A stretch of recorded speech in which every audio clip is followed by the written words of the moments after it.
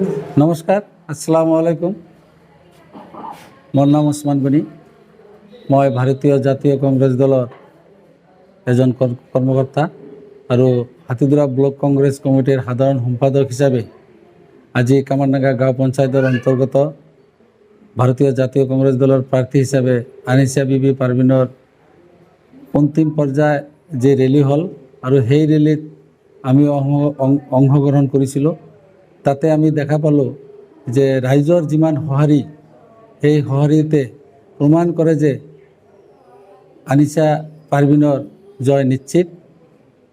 আৰু ভাৰতীয় জাতীয় কংগ্ৰেছ দলৰ ফালৰ পৰা অহা ৭ তাৰিখত মই কামাৰডাঙ্গা গাঁও পঞ্চায়তৰ অন্তৰ্গত জনসাধাৰণক অনুৰোধ জনাইছোঁ যে আপোনালোকৰ মহামূল্যৱান ভোট দি আমাৰ ভাৰতীয় জাতীয় কংগ্ৰেছ দলৰ প্ৰাৰ্থী হিচাপে আনিছা পাৰভিন, লগতে আমাৰ চিন্দ্ৰাই জেডপিচিৰ প্ৰাৰ্থী জছিমউদ্দিন শেখ তেখেতক বিপুল ভোটত জয়যুক্ত কৰিব বুলি আশা ৰাখি ৰাইজৰ ওচৰত আশাবাদী। নমস্কাৰ, আসসালামু আলাইকুম। মোৰ নাম আনিছা পাৰভিন।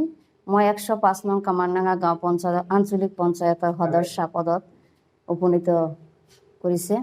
আজি নিৰ্বাচনী প্ৰচাৰৰ অন্তিম দিন, অন্তিম পৰ্যায়। আজি মোৰ ৰেলী আছিল। এই ৰেলীত ৰাইজে মোক সঁহাৰি জনাইছে।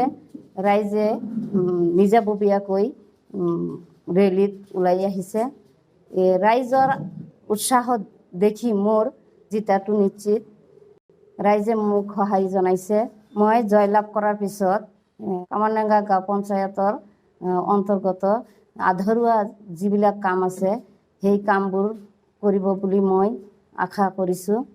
লগতে আৰু মহিলাসকলৰ উন্নয়নৰ কাম কাজ কৰিবলৈ মই আশা কৰোঁ। আমাৰ অঞ্চলখন বহুত শিক্ষাত পিছপৰা। কোনো ল'ৰা ছোৱালী যেন শিক্ষাৰ পৰা বঞ্চিত নহয়, সেইবিলাক শিক্ষাৰ দিশে আগবঢ়াই ল'ম বুলি মই আশা কৰিছোঁ।